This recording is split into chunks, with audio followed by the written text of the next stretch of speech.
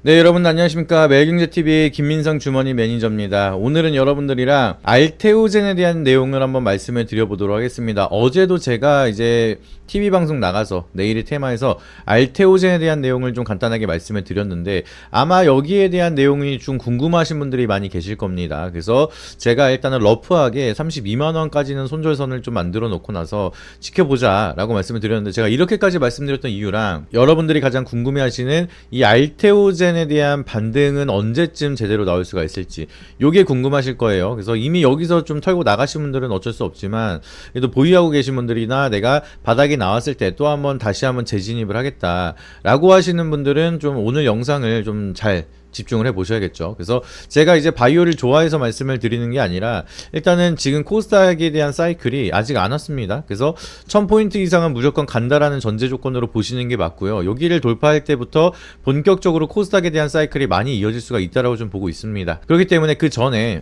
오늘 역사적으로 이제 코스피가 5000포인트를 찍었죠. 그러니까 얘가 이제 서서히 올라가는 속도가 더뎌지기 시작을 한다라고 하면은 이제 1000포인트 이상으로 넘어갈 수 있는 코스닥에 대한 매수세가 좀 강력하게 들어올 가능성이 높다라는 거죠. 그래서 오늘 같은 경우에도 반등이 나왔는데 바이오가 좀 안 빠지고 소폭 반등이 나오기 시작을 하다 보니까 이제 코스닥도 바로 힘차게 올라가고 있는 모습이 만들어지고 있습니다. 물론 이제 로봇이라든지 2차전지라든지 이런 쪽도 수급이 들어오면서 같이 사이클이 만들어지고 있는데, 결과적으로는 이 코스닥이 1000포인트를 넘어서서 52주 신고가로 가기 위해서는 누가 가야 돼요? 코스닥 시총 1위인 알테오젠이 가야 된다라고 말씀드리는 겁니다. 그렇기 때문에 제가 이제 알테오젠을 조금 여유있게 보자 라고 말씀을 드린 이유가, 얘가 빠지는 이유는 거의 이제 다 나왔습니다. 지금 이제 지속적으로 악재로 얘기가 나왔었던 게 뭐예요? 이제 머크랑 최초로 계약을 하고 나서 얘기가 나왔었던 뭐 23년도 이때부터 얘기가 계속 나왔던 게 할로자임이잖아요.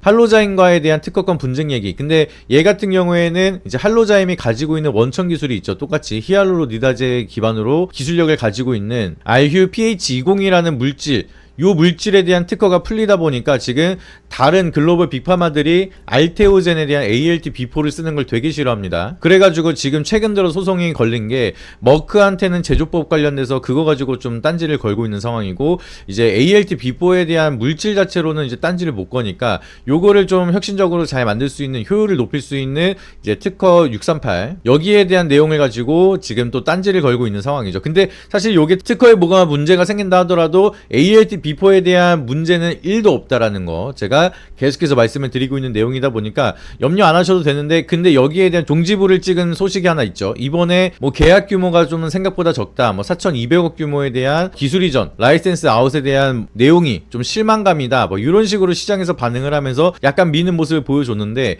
요 내용은 사실 이제 GSK가 자회사를 통해서 이번에 또 라이센스 아웃을 체결하고 ALT-B4를 쓴다라는 소식을 만들어줬습니다. 근데 중요한 거는 이 GSK가 원래 누구 고객사였어요? 할로자임 고객사였습니다. 할로자임에 대한 고객사가 이제는 알테오젠을 선택을 했다는 것만 하더라도 이제 할로자임이 걸고 있는 특허권 분쟁에 대한 문제는 없다라는 거를 종지부를 찍어준 겁니다. 그래서 이제 GSK뿐만 아니라 머크도 선택을 했고 아스트라제네카 뭐 여러 글로벌 빅파마들이 알테오젠에 대한 ALT-B4를 사용을 하고 있다라는 것만 하더라도 특허권 분쟁에 대한 노이즈는 이미 종지부를 찍은 상황이다 라고 기억을 하시면 되겠습니다. 그래서 요것만 하더라도 추가적으로 반등이 나와야 되는데, 어제 또 갑작스럽게 금쪽이 같은 소식이 만들어졌습니다. 악재가 터졌죠. 이제 머크가 갑작스럽게 왜 그랬는지 모르겠는데 3분기 보고서에다가 이제 로열티 2%라는 거를 이제 공개를 해버렸습니다. 이제 얘네들이 왜 얘기를 했는지 모르겠는데, 뭐 일각에서는 UBS랑 짜가지고 지금 슬쩍 이렇게 하락을 만들라고, 이제 외국계에 대한 공매도 포지션 때문에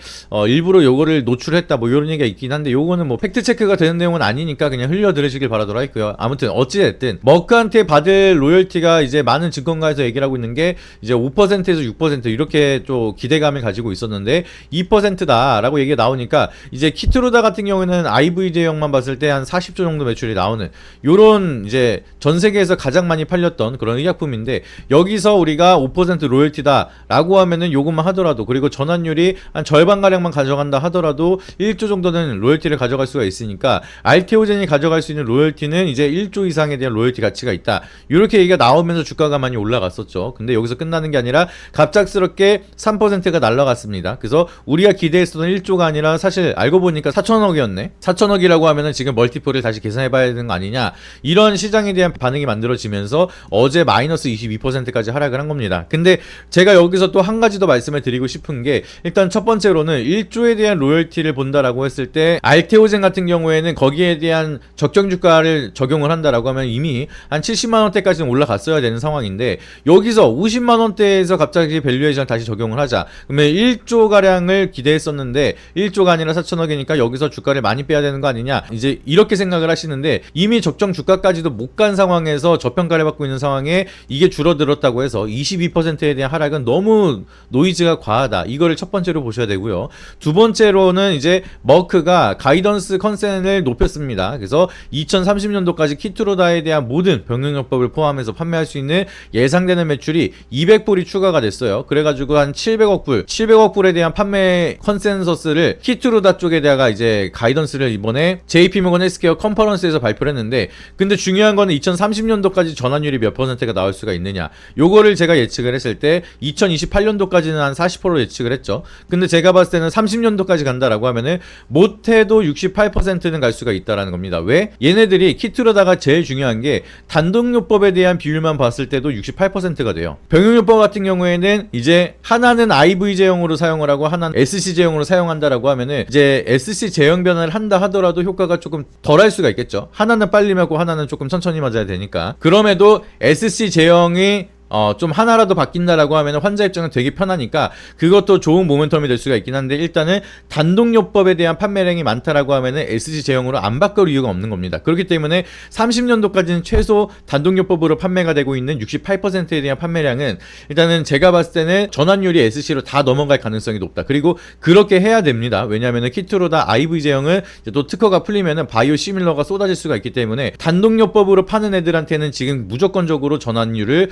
해야 되는 상황이다. 그러면 그거에 맞물려 생각을 한다라고 하면은 700억 불에 68% 요것만 하더라도 로열티 2조로 계산해도 1조가 넘어간다는 거죠. 그러니까 1조에 대한 값어치는 그대로 유지가 되고 있고 로열티가 줄어들었지만 오히려 판매량에 대한 멀티플은 더욱더 커졌기 때문에 사실상 멀티플이 그렇게 깎인 것도 아니다. 요거를 보셔야겠죠. 그래서 두 번째로는 요거. 그리고 마지막으로 세 번째로는 이제 알테오젠이 가지고 있는 멀티플이 단일 멀티플이 아니죠. 지금 머크에 대한 판매 대금만 가지고 있는 게 아니라 플러스로 여러 가지 계약이 늘어나고 있는 상황입니다. 아스트라제네카라든지 GSK 자회사라든지 다이치 산큐라든지 이런 계속되는 SC 제형에 대한 라이센스 아웃이 추가적으로 이어지고 있고 이것뿐만 아니라 한 10건 정도에 대한 빅파마들과에 대한 계약에 테스트를 하고 있다라고 밝힌 바가 있습니다. 그렇기 때문에 올해만 하더라도 한 2건 정도가 더 나올 거라고 좀 보고 있고 이게 긴 시간이 안 걸릴 것 같아요. 지금 GSK 같은 경우에도 바로 도장을 찍은 다음에 바로 발표했던 것처럼 이번에는 이제 GSK는 먼저 발표를 한 게 일단 계약 규모가 좀 그렇게 크지 않다 보니까 그리고 심플하게 좀 빠르게 조율이 잘 됐으니까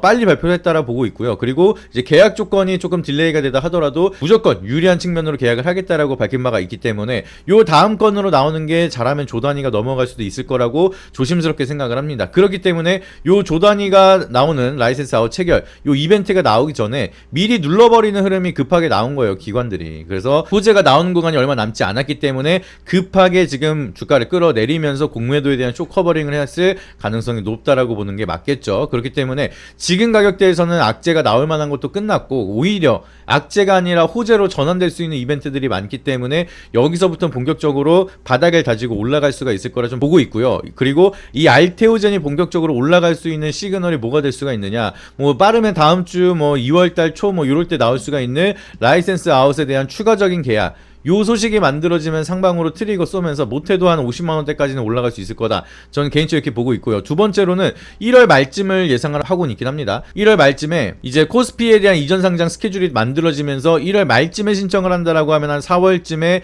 이전을 한다라고 보시면 됩니다. 그렇기 때문에 요 시기 4월 초쯤에 우리가 이전을 하겠다. 요거를 좀 발빠르게 움직이려면은 요거부터 이제 발표를 해야 되는 상황이기 때문에 코스피 이전 상장에 대한 공시가 나온다라고 하더라도 그러면 이번에 평가를 좀 제대로 받지 않을까 이런 기대감으로 형성이 되면서 또 추가적인 매수가 막 들어올 수가 있다 보니까 상승으로 올라갈 수 있는 트리거는 두 가지예요. 라이센스 아웃 추가 계약 그리고 이제 코스피 이전 상장에 대한 확정적인 공시 요것만 나온다라고 하면은 이제 상방으로 올라갈 수 있는 이벤트가 만들어질 수가 있으니까 요걸 한번 기다려보자. 요것도 그렇게 긴 시간이 걸리는 건 아니다 보니까 너무 걱정하지 마셔라 라고 말씀드리도록 하겠습니다. 그래서 오늘은 일단은 알테오젠을 제외하고는 오전장에서 바이오가 대부분 반등이 나오고 있긴 합니다. 뭐 펩트론도 반등이 나오고 있고 유한양행이라든지 뭐 삼천당 제약이라든지 뭐 인투셀 요런 종목들 수급이 들어오기 시작을 했는데 막 시원하게 반등이 나오는 건 아니에요. 근데 결국에는 코스닥이 제대로 반등이 나오기 위해서는 바이오가 쉬지 않고 가야 되고 앞전에 있었던 고점을 보시게 되면은 지금 1062포인트인데 여기는 일단 뚫어야 됩니다. 이제 코스닥이 코스피가 5000을 뚫었는데 얘도 이제 멀티플을 맞춰가기 위해서라면은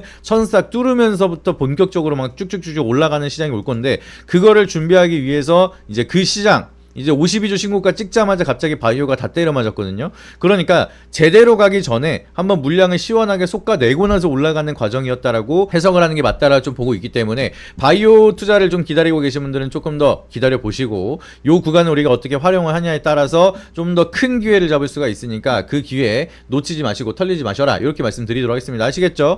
그래서 여기에 대한 좀 세부적인 내용들은 여러분들이 좀 하단에 있는 링크 보시게 되면 네이버 밴드랑 텔레그램 링크가 있습니다. 그래서 밴드 같은 경우에는 좀 커다랗게 우리가 알아야 되는 그런 좀 중요한 멘트들만 올려드리고 있고요. 실시간으로 뉴스라든지 빠른 브리핑 같은 경우에는 텔레그램으로 도와드리고 있고 종목 추천도 같이 해드리고 있으니까 텔레그램이나 밴드 같이 입장하신 다음에 중요한 내용들 많이 확인하시고 좋은 결과 함께 만들어 가시길 바라도록 하겠습니다. 그리고 유튜브로 보고 계신 분들은 마지막으로 구독이랑 좋아요 한 번씩 부탁드리고요. 주머니 어플로 보고 계신 분들은 텔레그램 꼭 입장하신 다음에 실시간으로 정보 받아보시길 바라도록 하겠습니다. 이상입니다.